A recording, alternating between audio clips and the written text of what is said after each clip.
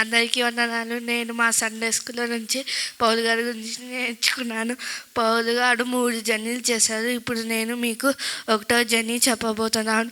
1వ జర్నీలో పౌలు గారితో 2 వ్యక్తులు ఉన్నారు, బర్నబా, మార్క్.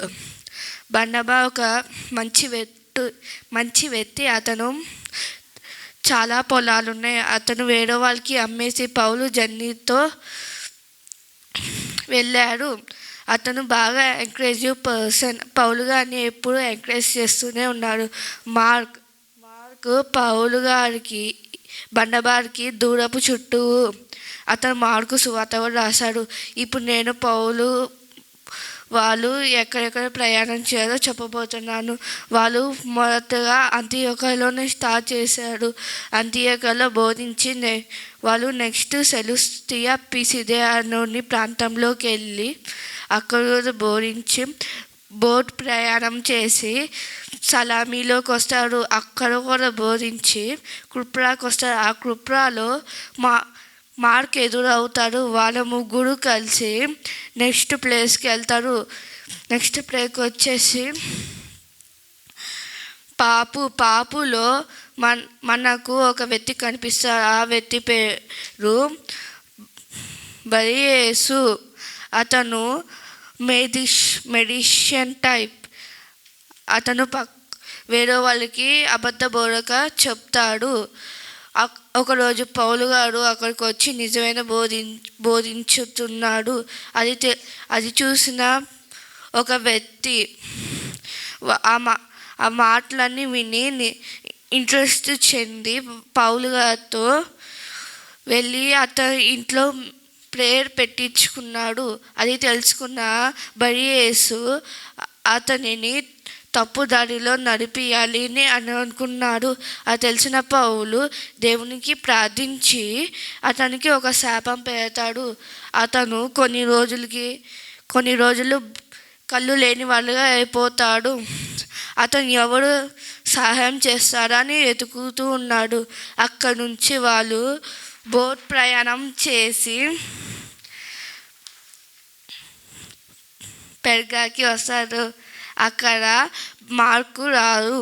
నెక్స్ట్ వాళ్ళు పిసిదియాలోని అంతియోకయకి వెళ్తారు. అక్కడ పౌలు గారు బర్నబా ఇంకా చాలా గట్టిగా ప్రార్థన చెప్తాడు. అది వినిన చాలామంది దేవుళ్ళలోకి వస్తారు. కానీ కొంతమంది దేవుళ్ళలోకి రాదు. వాళ్ళు పౌలుని చంపేయాలని అనుకున్నాడు. అదే తెలుసుకున్న పౌలు నెక్స్ట్ ప్లేస్కి వెళ్తాడు. నెక్స్ట్ ప్లేస్ వచ్చేసి ఇకోనియా. అక్కడ కూడా పౌలు ప్రకటించుతుండగా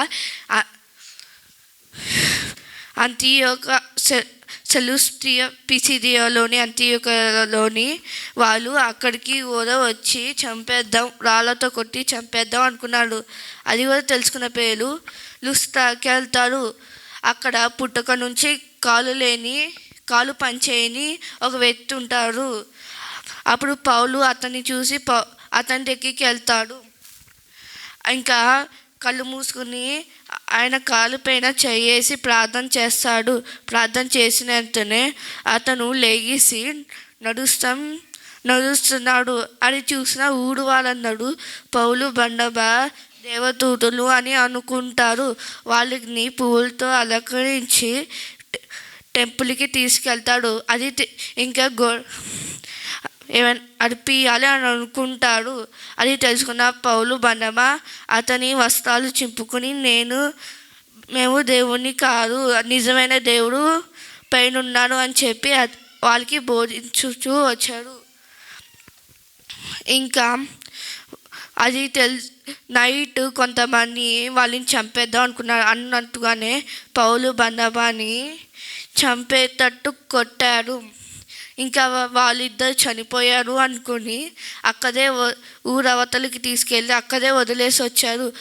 కొంతమంది పౌలు గారిని చూసి అతనికి మందులు రాసి జాగ్రత్తగా ఉంచారు. తెల్లవారక ముందే వాళ్ళు నెక్స్ట్ ప్లేస్కి వెళ్తారు. అక్కడ దెర్బేలోకి వెళ్తారు. నెక్స్ట్ ప్లేసు అక్కడ 3 ప్లేసెస్లోని కొంతమంది వచ్చారు. వస్తే వాళ్ళు పౌలుని చంపే చంపేస్త చంపేద్దాం అనుకున్నట్టే చచ్చిపోయేంత వరకు రాళ్ళతో కొడతాడు. రాళ్ళతో కొట్టిన తర్వాత వాళ్ళు తెలియకుండా పౌలు బర్నబా లుస్త్రాకి వస్తారు.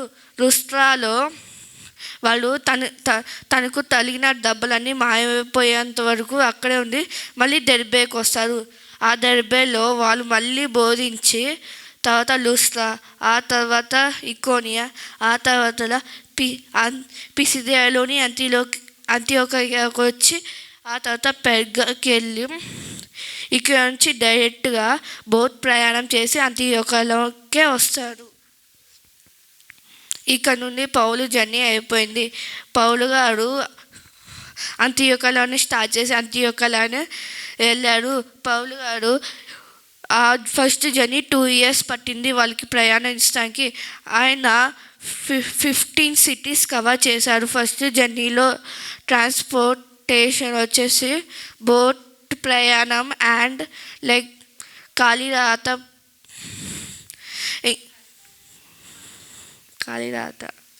Thank you.